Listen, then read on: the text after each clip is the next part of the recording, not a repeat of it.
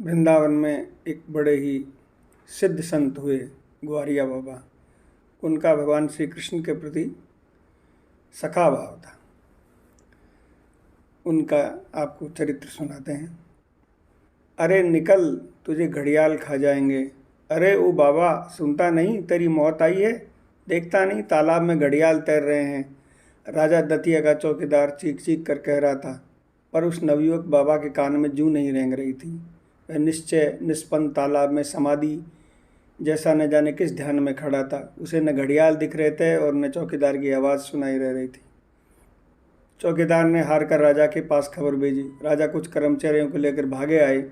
युवक को अब भी वैसे ही खड़ा देख उन्हें निर्भीकता पर आश्चर्य हुआ। उनके डांट डपट करने पर भी जब तालाब से न निकला तो कर्मचारियों को आज्ञा दी कि उसे जबरदस्ती निकाल कर राजमहल भेज दो। नवयुवक बाबा दतिया राज्य में उनकी चर्चा का विषय बन गए। किसी ने कहा, यह पागल है, नहीं तो जानबूझकर मौत के मुंह में क्यों जाता और क्यों राजा का उल्लंघन करने का साहस करता। राजा उसे दंड अवश्य देंगे। किसी ने कहा, वह अपने जीवन से असंतुष्ट कोई हतभागा है, आत्महत्या के उद्देश्य से मगरों के तालाब में उतरा था।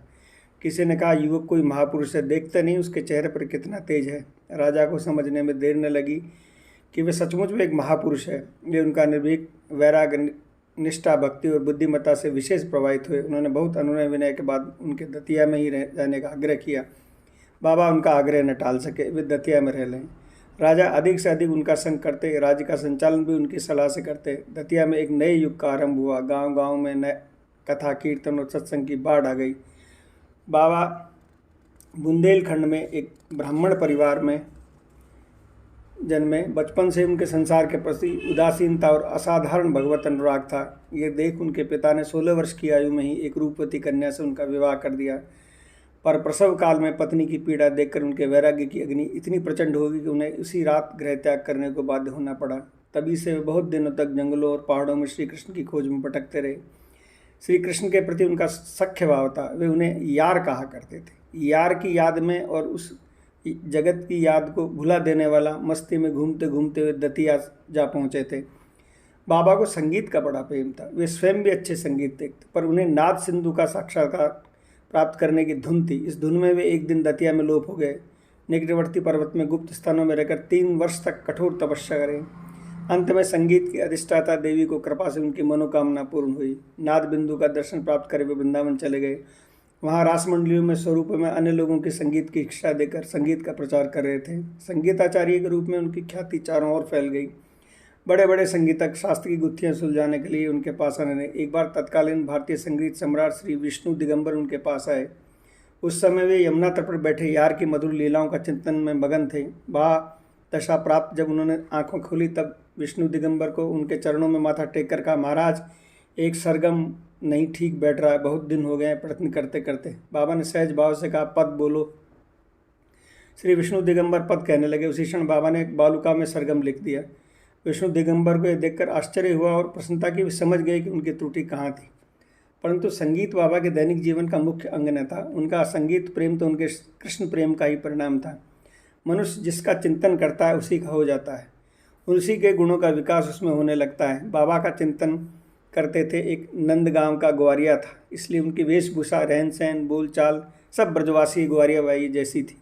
इसलिए लोग उन्हें ग्वारिया बाबा पुकार कर कहने लगे। ग्वारिया बाबा जिसका चिंतन करते थे वे एक बड़ा संगीत प्रेमी भी था, तो क्यों न उनकी संगीत की प्रेम होता। उनका कृष्ण प्रेम दिनों दिन बढ़ता गया। श्री कृष्ण के विरह में कभी ब्रजरज में लौट जोते, कभी यमुना किनारे पवित्र बालुका में लेट बैठकर घंटों कृष्ण कीर्तन करते, कभी रास में घंटों खड़े रहकर रास बिहारी की ओर एकटक देखते रहते, कभी हंसते, कभी रोते, कभी स्फूर्ति उनके दर्शन दोनों हाथ बढ़ाकर उनके अंक में भरने के लिए दौड़ पड़ते और स्फूर्ति भंग होने पर हा कृष्ण, हा श्याम सुंदर, हा मदन मोहन कहते कहते मूर्छित तो भूमि पर गिर पड़ते। उनके नेत्र श्री कृष्ण के दर्शन के लिए निरंतर अश्रु बहाया करते। कर्ण में उनकी बंसी सुनने के लिए उत्कर्ण करते और अंग प्रत्यंग उनके कमनीय कलेवर पर स्पर्श करने को व्याकुल रहता। वे श्री कृष्ण का अन्वेषण करने के लिए कभी नंदगांव जाते, कभी गोकुल, कभी गोवर्धन, कभी कालीदय, कभी सेवा कुंज, कभी निधिवन। बहुत दिन हो गए भटकते भटकते, यार की याद में तड़पते तड़पते, पर उनके दर्शन नहीं हुए। तब उनका अभिमान जागा। सुना था तू बड़ा दयालु और प्रेमी है, जो एक पग तेरी ओर बढ़ाता है तू 10 पग उसकी ओर दौड़ जाता है, पर धोखा हुआ। तू बड़ा निर्दयी और क्रूर है, तुझसे यारी करना पछताना है। मरुस्थलों में प्यासे की तरह रो रो कर तड़फ तड़फ कर मर जाना है। बस हो गई तेरी मेरी यारी। तुझे अपने युवराज पने का अभिमान है तो मैं भी ग्वारिया हूँ। कभी मिलेगा तो तुझसे बात भी न करूँगा, तेरी ओर मुंह उठाकर भी देखूंगा नहीं। ग्वारिया बाबा ने मंदिर में जाना, रास देखना, कृष्ण कीर्तन करना इत्यादि सब बंद कर दिए। दूसरे लोगों को इन कार्यों में प्रवृत्त होते देखते तो कहते, दादा भैया मेरी मानो तो बाकी चक्कर में मती पड़ी हो। कछु हाथ नहीं आवेगो, बड़ो निष्ठुर है। बस गोपी उनके संग हुड़दंग करबो जाने हैं, हमारी सुध लेवे की बाको कहाँ पड़ी है। श्री कृष्ण अपने प्यारे सखा के दर्शन कीर्तन आदि से वंचित हो जाने के कारण व्याकुल उठे। वह स्वयं तो रूठा ही था, दूसरे भक्तों को भी बहकाने का उपक्रम करने लगा था। दोनों बातें उनके लिए असह्य थी। एक दिन अचानक गोधूली के समय जब ग्वारिया बाबा रमण रीति में भ्रमण कर रहे थे, उन्होंने देखा कि सामने से गायों का झुंड चला आ रहा था और बीच में एक किशोर अपने सजल जलज नील कलेवर की ज्योति बिखेरता बांसुरी के मधुर स्वर में वायु को विकंपित करता आ रहा है। निकट आने पर दिखे उनके मदमस्त मधु पंक्ति के समान काले घुंघराले कुंतल, सपराग पद्म पल्लव के समान अधर, नील नलिनी के मद भरे से नेत्र, गले में बनमाला और सिर पर मोरपुछ। अरे यह तो यार है। बाबा के शरीर में एक आनंद की लहर व्याप्त हो गई। उनका सारा अभिमान जाता रहा। वे यार से मिलने पर उसकी तरफ मुंह उठा करने देखने की अपनी पूर्व प्रतिज्ञा भूल गए। स्तंभ खड़े रहकर सजल नेत्रों से दिनमेश उनके रूप माधुरी का पान करते रहे। श्री कृष्ण भी थोड़ी देर अपने प्यारे सखा को स्नेह भरे नेत्रों से एकटक देखते रहे। फिर दोनों एक दूसरे को अपनी भुजाओं में कसकर लपेट लिया। दोनों आत्महारा हो गए। कुछ सुप्त होने पर श्री कृष्ण गदगद कंठ से बोले, ग्वारिया मैं तो कब से तो से मिलने के लिए छटपटा रहे हूँ, तू अब आयो है। यह सुन बाबा का सोया हुआ अभिमान जाग उठा। और रहने दे, झूठ काहे को बोले, तू मिलना चाहतो तो आए न जातो मेरे पास। तू तो ब्रज को युवराज है न, मेरे पास काहे को आवेगो। इतना कहकर वे चल दी। श्याम सुंदर ने पुकारा, ग्वारिया अब कब मिलेगो। मैं जाऊँ कहाँ हूँ, यही वृंदावन में रहूँ, जब तो जरूरत हो मिल लियो कर। कहते हुए बाबा आगे बढ़ गए। अब से श्याम सुंदर के साथ बाबा की मैत्री का एक नया अध्याय प्रारंभ हुआ। श्याम सुंदर की उनके साथ पर हास्य व्यंग और उपालम भरी न जाने कितनी लीलाएं हुई। श्याम सुंदर कभी उनसे प्रत्यक्ष रूप से मिलते, कभी छद्म रूप से। एक बार बाबा जयपुर राज्य की बैराट तहसील में तहसीलदार श्री रघुनाथ प्रसाद और चौथमल जी गिरदावल के साथ बैराट नगरी की ओर सैर करने गए। रात 10 बजे के लगभग नंदगांव लौटे। थके हुए थे और खाने की उच्च व्यवस्था पहले से थी नहीं, इसलिए यार का स्मरण करके सोने की तैयारी करने लगे।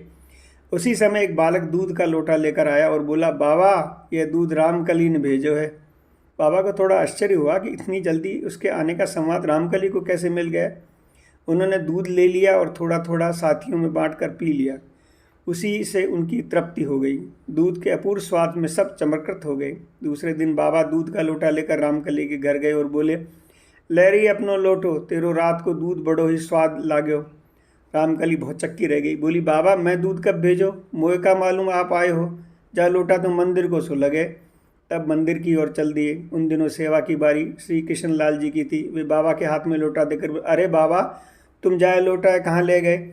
मैं तो जाके मारे परेशान है गए। मंदिर के सब लोगों से पूछ तो डोल रहे हूँ। कल ठाकुर जी को दूध को भोग लगाए के लोटो आले में भूल गए। अब दूध के लोटे का सारा रहस्य बाबा की समझ में आ गया। उनकी आंखें बरस पड़ी। वे मंदिर में श्री विग्रह के सामने जाकर गदगद कंठ से न जाने क्या क्या कहने लगे। जय जय श्री राधे, निताई गौर, हरि बोल। आगे का प्रसंग कल बताएंगे।